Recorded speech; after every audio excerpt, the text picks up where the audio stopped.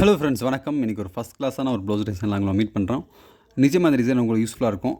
Blouse neck measurement பொறுத்த வரைக்கும் உங்கள் சாய்ஸ் தான். ஏன்னா எல்லாத்துக்கும் ஒரே மாதிரி இருக்காது, ஒவ்வொருத்தருக்கும் ஒரு மாதிரி டிஃபர் ஆகும்.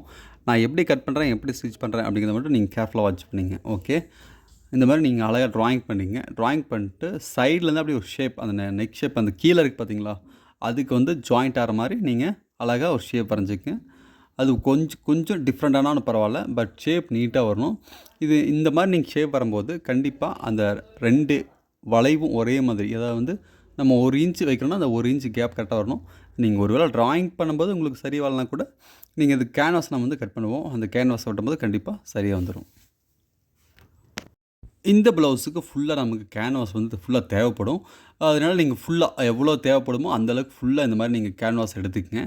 கேன்வாஸ் எடுத்துகிட்டு கரெக்டாக சென்டர் கரெக்டாக ஓப்பன் பண்ணிட்டு நீங்கள் அப்படியே ட்ரேஸ் எடுத்துக்கலாம். பார்த்தீங்களா, அந்த எந்த அளவுக்கு இருக்கும், நம்ம ட்ராயிங் பண்ணியிருக்கோம் இல்லையா, சைடில் அந்த வளைவு பகுதி ட்ராயிங் பண்ணியிருக்கோம் பார்த்தீங்களா, நீங்கள் அதுக்கு அப்படியே நீங்கள் நீட்டாக நீங்கள் அப்படியே ட்ராயிங் பண்ணிக்கலாம். நான் சொன்ன மாதிரி அந்த 1 இன்ச்சுனா 1 இன்ச் கரெக்டாக அழகாக ட்ராயிங் பண்ணிங்க.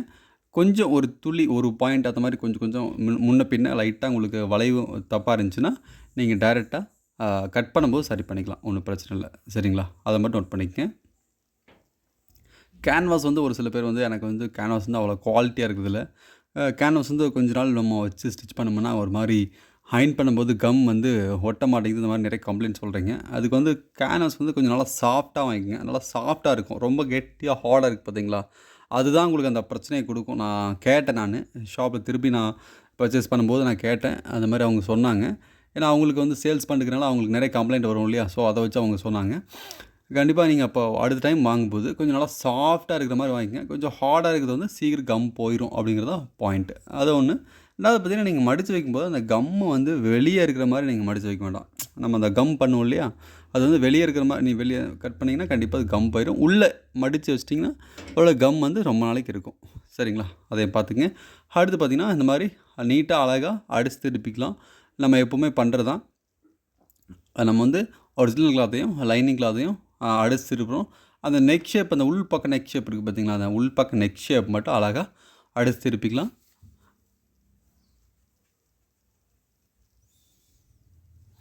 ஓகே, கரெக்டாக ஒரு 1/4 இன்ச்சு மட்டும் கிளாத்தை விட்டுட்டு மற்ற பக்கமெல்லாம் அழகாக கட் பண்ணி எடுத்துக்கலாம்.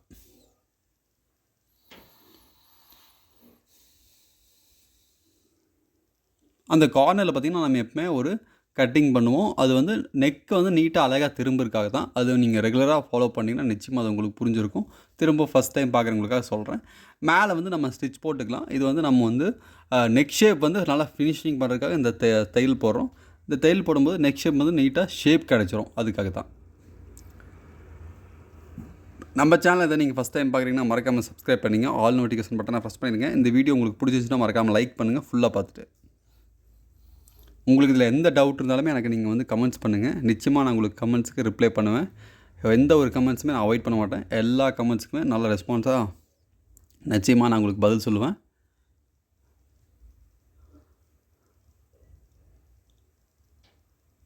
ஓகே, அவ்வளோதான். அந்த எக்ஸ்ட்ரா கிளாத் ஃபுல்லாக நம்ம கட் பண்ணி எடுத்துடுறோம். அது உங்களுக்கு எப்போ தெரிஞ்ச விஷயந்தான்.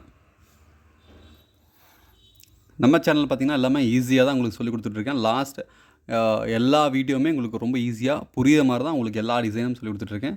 இது கொஞ்சம் டிஃப்ரெண்ட்டான டிசைன், நீங்கள் ட்ரை பண்ணலாம். நேற்றுக்கு வந்து அந்த டிசைன் வந்து கொஞ்சம் டிஃப்ரெண்ட்டான டிசைன்.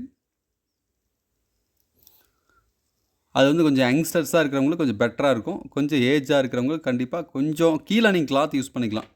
இது வந்து ஒரு 4க்கு 4 இன்ச் இந்த மாதிரி கிளாத் வெட்டிட்டு இந்த மாதிரி ஷேப்பில் நீங்கள் ஃபுல்லாக ஸ்டிச் பண்ணிட்டு 1 பை 1 வைக்கணும். அது வந்து ஒரு 1/4 இன்ச் கேப் விட்டு நீங்கள் வந்து வைக்கணும். அது எப்படிங்கிறது நீங்கள் அந்த வீடியோ பாருங்கள், உங்களுக்கு அப்படி தெளிவாக புரியும்.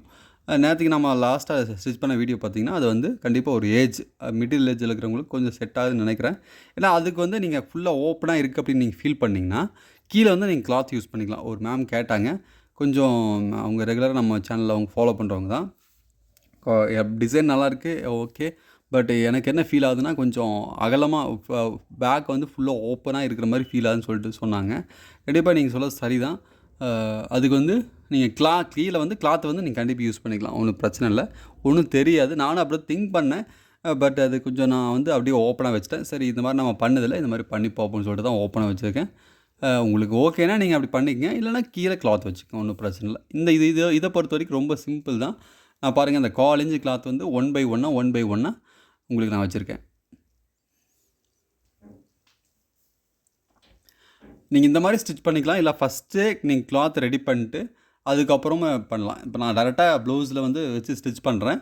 நீங்கள் இப்படியும் பண்ணலாம். இல்லை நீங்கள் வெளியே டைரெக்டாக இந்த டிசைனை மட்டும் நீங்கள் ரெடி பண்ணிட்டு அப்படியே வச்சு பேட்சை வந்து நீங்கள் வந்து அட்டாச் பண்ணி ஸ்டிச் பண்ணலாம்.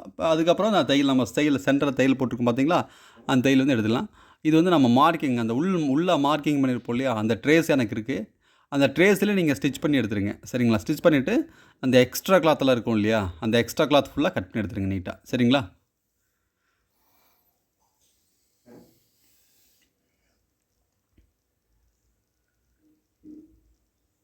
அவ்வளோதான்.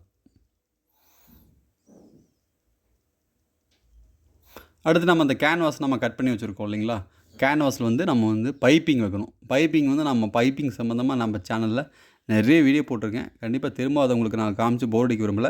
வேணால் அடுத்த வீடியோவில் வேணால் இன்னொரு டைம் வச்சு ஸ்டிச் பண்ணி காமிக்கிறேன். அதை நீங்கள் பார்க்கலாம். இல்லை நம்ம ப்ளேலிஸ்ட்டில் நிறைய வீடியோ இருக்கும், இப்போ பாருங்கள். பைப்பிங் வந்து நம்ம வைக்கும்போது கண்டிப்பாக இந்த மாதிரி நான் 1/4 இன்ச் தான் வெளியே கிளாத் விட்டுருக்கேன். அந்த 1/4 இன்ச் மட்டும் நீங்கள் பிடிச்சா போதும். நீங்கள் கிளாத் விடுறத பொறுத்து மாறும். ஒரு சில பேர் நிறைய கிளாத் விடுவாங்க. பட் நான் எப்போவுமே பைப்பிங் வைக்கிறதுக்கு 1/4 இன்ச் மட்டும் தான் விடுவேன்.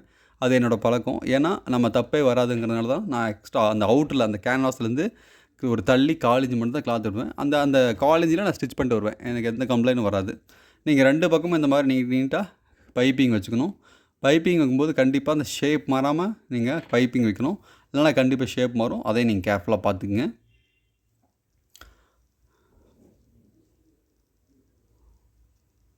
பைப்பிங் வந்து ஒரு சில பேர் பார்த்திங்கன்னா அந்த இது வித்தவுட் லைனிங்கில் வந்து பைப்பிங் கேட்குறீங்க. என்னை பொறுத்த வரைக்கும் வித்தவுட் லைனிங்கில் பார்த்திங்கன்னா த்ரெட் பைப்பிங் வைக்கிறது அந்தளவுக்கு பெட்டராக இருக்காதுன்னு நான் ஃபீல் பண்ணுறேன். நீங்கள் வந்து ஃபேப்ரிக் பைப்பிங் வேணால் நீங்கள் வச்சுக்கலாம். த்ரெட் பைப்பிங் வந்து அந்தளவுக்கு பெட்டராக இருக்காது என்னோடய ஃபீல். நீங்கள் ஃபேப்ரிக் பைப்பிங் வைக்கும்போது கொஞ்சம் பெருசாகவும் தெரியும்.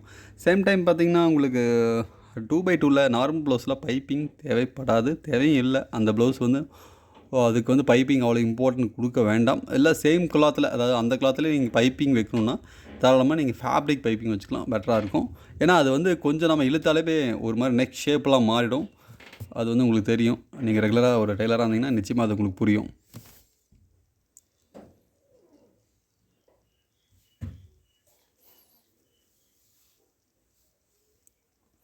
மேலே வந்து நீங்கள் பைப்பிங் ஸ்டிச் பண்ணிட்டு மேலே வந்து இந்த மாதிரி தையல் போட்டுக்கலாம் மேலே. இது வந்து ஃப்ரெஷ் பண்ணுறதுக்காக அந்த ஃபினிஷிங் நீட்டாக வரணுக்காக பண்ணுறோம். இல்லை நீங்கள் முன்னொரு டைம் அயன் கூட பண்ணிக்கலாம். அந்த மாதிரி நீட்டாக அயன் பண்ணிவிட்டு அதுக்கப்புறம் பார்த்தீங்கன்னா அந்த 2க்கு 2 இன்ச் இந்த மாதிரி ஒரு கிளாத் நீங்கள் கட் பண்ணிக்கங்க. 2 இன்ச் நீளம் 2 இன்ச் அகலம் இந்த மாதிரி கிளாத் கட் பண்ணிவிட்டு ஃபுல்லாக நீங்கள் வந்து இந்த மாதிரி நான் எப்படி ஸ்டிச் பண்ணுறேன்னு பார்த்துக்குங்க. இந்த மாதிரி நிறைய ஃபேப்ரிக் தேவைப்படும், நிறைய கிளாத் தேவைப்படும். இந்த டிசைனுக்கு பார்த்தீங்கன்னா நீங்கள் ஒரு 500 ரூபீஸ்லேருந்து ஒரு 700 வரைக்கும் நீங்கள் தாராளமாக வாங்கலாம். பட் அது உங்கள் விருப்பம் தான். நான் இதை சொல்ல மாட்டேன், சொல்கிறது இல்லை. பட் நிறைய பேர் கம்பல் பண்ணுறதுனால சொல்கிறேன். ஏன்னா நீங்கள் ஒவ்வொருத்தரும் ஒவ்வொரு மாதிரி ஃபீல் பண்ணுவீங்க. ஒரு சில பேர் அதிகம் அப்படின்னு ஃபீல் பண்ணுவீங்க. ஒரு சில பேர் கம்மியாக இருக்குன்னு ஃபீல் பண்ணுவீங்க. பட் என்னோடய ஒப்பீனியன் என்னென்னு கேட்டிங்கன்னா கண்டிப்பாக ஒரு 500ரூபாலேருந்து 700 வரைக்கும் நீங்கள் சார்ஜ் பண்ணலாம், ஒன்றும் பிரச்சனை இல்லை. பார்த்தீங்கன்னா இந்த பேட்ச் வந்து நம்ம ஃபுல்லாக ரெடி பண்ணிட்டோம். 1/1 அந்த மாதிரி நீங்கள் நீட்டாக ஸ்டிச் பண்ணிங்க.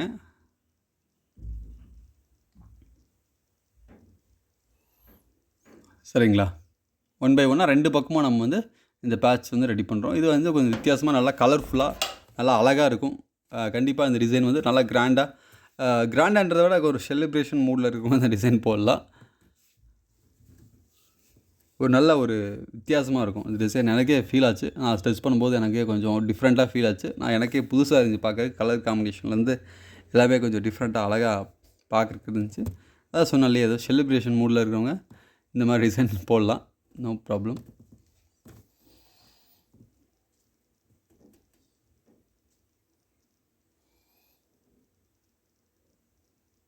ஓகே, அதே மாதிரி ஆப்போசிட் சைடும் நம்ம இந்த மாதிரி நீட்டாக அழகாக 1/1 நீங்கள் அழகாக வச்சுக்கோங்க.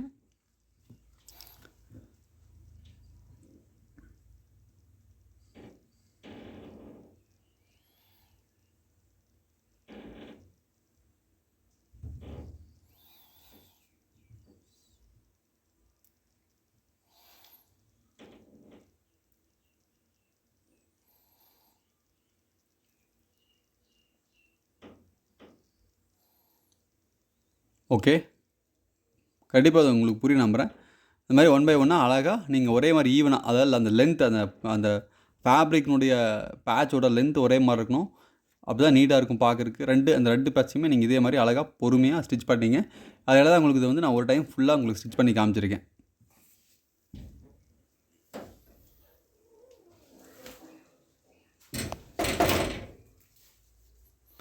சரிங்களா? இந்த மாரி ஃபுல்லா ரெடி பண்ணி வச்சுக்கங்க. ரெடி பண்ணிட்டு நீங்க அந்த ஷேப் நம்ம ட்ராயிங் பண்ணோம் இல்லையா? அந்த ஷேப் நீங்க அப்படியே வச்சு ஸ்டிச் பண்ணலாம். அதுக்கு முன்னாடி மேல வந்து பேட்ச் வச்சுக்கலாம். நீங்க ஒண்ணும் இல்ல, சிம்பிளா இந்த மாரி ஒரு ஃபேப்ரிக் நல்லா அகலமான ஒரு கிளாத்த நீங்க கட் பண்ணிட்டு, மேல வச்சு நீங்க அப்படியே அப்படியே நீங்க அதில வந்து ஒரு ப்ரஷ் பண்ணி நீங்க அப்படியே ஸ்டிச் பண்ணலாம். அவ்வளோதான், சிம்பிள் இது. ரொம்ப ரொம்ப சிம்பிள். நான் எப்படி ஃபாலோ பண்றேனோ நீங்க அதே ஃபாலோ பண்ணுங்க. இதுக்கு வந்து நீங்க டபுள் கிளாத் கூட குடுக்கலாம். ஒண்ணும் பிரச்சனை இல்ல. பட் நான் வந்து சிங்கிள் கிளாத்தே போதும்ன்னு சொல்லிட்டு நான் ஃபீல் பண்ணேன். ஏன்னா இந்த கிளாத் பார்த்தீங்கன்னா, அவ்வளோ டிரான்ஸ்பரன்ட்டா இல்ல. சேம் டைம் நல்லா கெட்டியா வந்ததுனால நான் அப்படியே யூஸ் பண்ணிட்டேன். நீங்களும் அதே யூஸ் பண்ணிக்கலாம். உங்களுக்கு கிளாத் கெட்டியா இருக்கும் பட்சத்தில. நம்ம அந்த பேட்ச் வைப்போம் இல்லையா? அதுலேருந்து கொஞ்சம் உள்ள கிளாத் இருந்தா போதும். ஃபுல்லா தேவையில்ல. ஏன்னா நம்ம பேட்ச் வைக்கும்போது ஃபினிஷிங் ஆயிடும். 2 பக்கமும் அதே மாரி வச்சுட்டு, அந்த சேம் கிரீன் கிளாத், அந்த நம்ம ஒரிஜினல் ப்ளவுஸ் கிளாத் இருக்கு இல்லைங்களா? 2 பேட்ச் மட்டும் அவுட்டர்ல வச்சுக்கலாம். வச்சுட்டு ஃபினிஷ் பண்ணிட்டு, அடுத்து நம்ம ரெடி பண்ணிக்கிற வச்சிருக்கிற பேட்ச வந்து மேலே அட்டாச் பண்ணா வேலை முடிஞ்சுது. ரொம்ப சிம்பிள் தான். இந்த டிசைனை பொறுத்தவரைக்கும் இந்த டிசைன் சம்மந்தமா உங்களுக்கு எந்த ஒரு டவுட் இருந்தாலுமே எனக்கு நீங்க கமெண்ட்ஸில கேளுங்க. நிச்சயமா சொல்லித்தரேன்.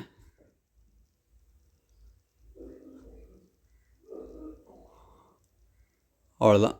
2 பக்கம் 2 ஸ்டிச் போட்டிங்கன்னா போதும். ரொம்ப டிஃப்ரெண்ட்டா இருக்கும் இந்த டிசைன். ட்ரை பண்ணி பாருங்க நிச்சயமா. எத்தனை பேருக்கு இந்த டிசைன் பிடிச்சிருக்குன்னு சொல்லுங்க பார்க்கலாம் கமெண்ட்ஸில.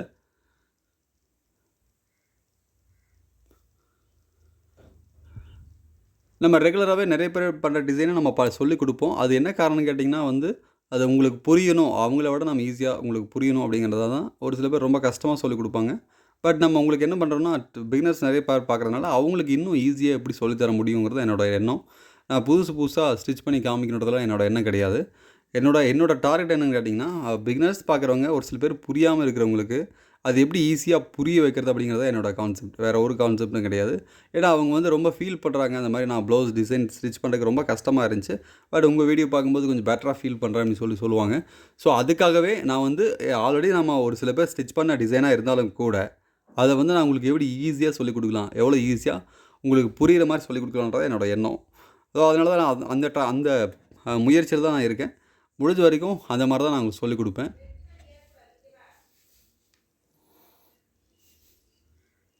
ஓகே. மேலே ஸ்டிச் போட்டா வேலை முடிஞ்சுது. ரொம்ப சிம்பிள் தான்.